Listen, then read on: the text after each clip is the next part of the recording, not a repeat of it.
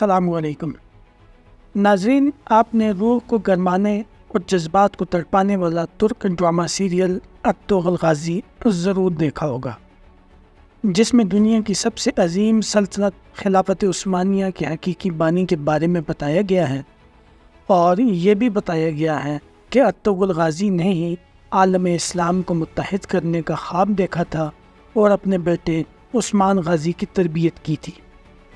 आज की इस मुख्तसर वीडियो में हम आपको अर्तुगरुल गाज़ी के बारे में 10 ऐसे हक़ाइक़ बताएंगे जो ड्रामे में नहीं दिखाएंगे और जिन्हें सुनकर आप यकीनन हैरान हो जाएंगे।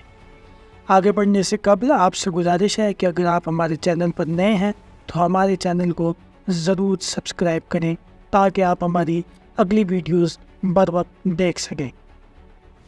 नंबर 1, नाज़रीन, अर्तुगरुल तुर्क ज़बान का लफ्ज़ है और 2 लफ्ज़ों अर और तुगरल से मिलकर बना है।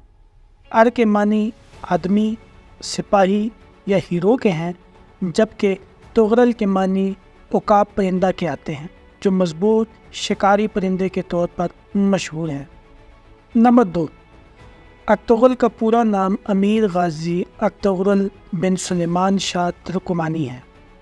नंबर 3, सुल्तान अलाउद्दीन अव्वल ने अर्तुगरुल की खिदमात से मुतासर होकर उनको सौगौत और उसके नवा में वाक़ दूसरे शहर बतौर जागीर अता किए और साथ ही सरदार आला का ओहदा भी दिया। नंबर 4, अर्तुगरुल गाज़ी के बेटे ने अपने दौरे हकीमत में चलने वाले सिक्कों पर अपने वालिद का नाम यानी अर्तुगरुल नक्श करवाया था। नंबर 5, अर्तुगरुल ने हलीमा सुल्तान से शादी की और उनसे 3 बच्चे पैदा हुए।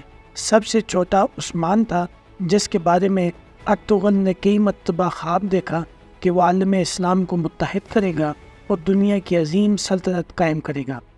नंबर 6, अर्तुगरुल का ताल्लुक़ तुर्क कबाइल की शाख काई कबीला से था और उनका ख़ानदान बेग यानी सरदार कहलाता था।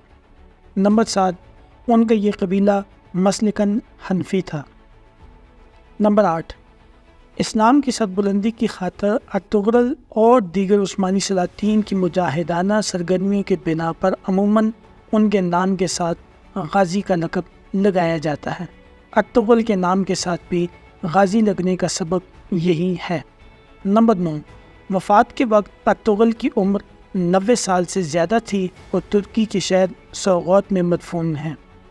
नंबर 10, उनकी दुरुस्त तारीख़ वफ़ात में मौरख़ीन में इख्तलाफ है। मशहूर है कि अर्तुगरुल गाज़ी की वफ़ात काई कबीला की सरदारी अपने बेटे उस्मान अव्वल के सुपुर्द करने के बाद सौगौत शहर में 1281 या 1282 में हुई और बाज़ ज़राए के मुताबिक से पता चलता है कि उनकी वफ़ात 1288 या 1289 में हुई है। नाज़रीन, अगर आपको हमारी आज की वीडियो अच्छी लगी हो तो हमारे चैनल को ज़रूर सब्सक्राइब करें।